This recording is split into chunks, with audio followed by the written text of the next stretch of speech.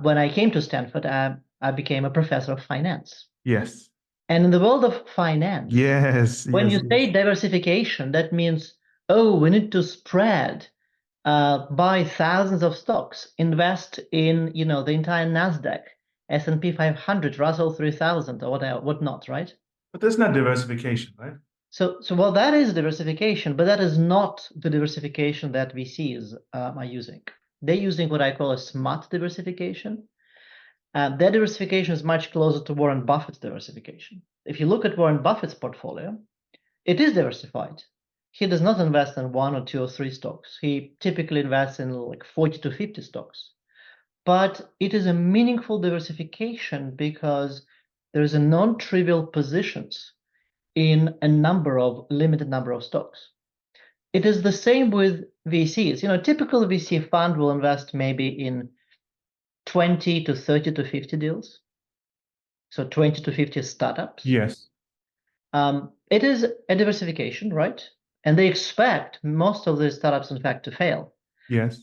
But it is a meaningful diversification, which means that you learn a lot about each startup. You actually make decisions on each startup. And you don't invest in thousands of startups. You invest in a relatively limited number of startups, and you hope that 5 out of those 50 that you invested in, or 3 out of 30, will be really successful. Yes, I agree with you on that. And for the audience that's listening in, you use the example of most people, the non-smart diversification is spreading it across the S&P 500. But even that's not proper diversification, because you mentioned some of the reasons where you don't take a meaningful position, you don't really understand the businesses you're investing in, but also you're concentrated on American stocks with the American exchange rate, American currency, American inflation, rather than spreading that across, isn't it? Correct. So, if you go to your financial advisor, to a good financial advisor, Yeah. then likely good financial advisors say, well, you have to invest also in bonds, not only in domestic stocks. Yes. And you also need to invest in international equity, not just domestic equity, and so on and so on. And that is all a good idea.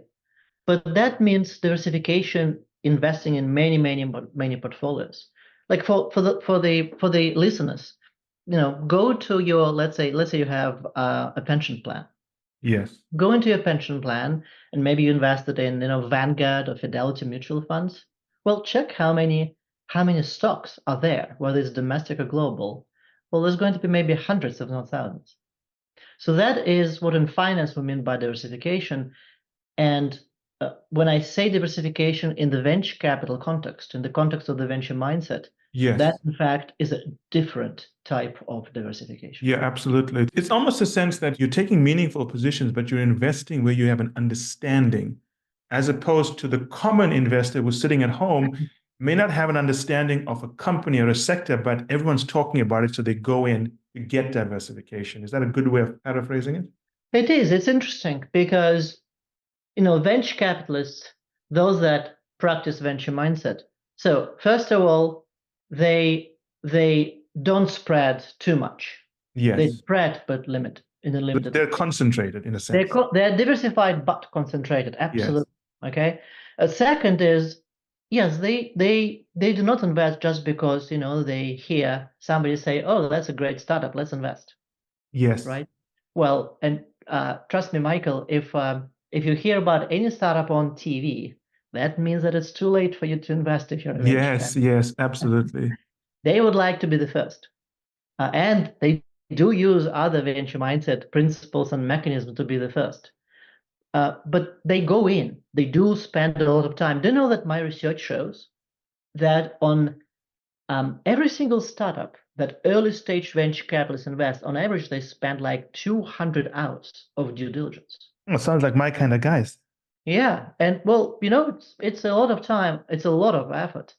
And trust me, when my Stanford students come to me and say, I would like to be a venture capitalist because it's kind of, glitzy, fashionable.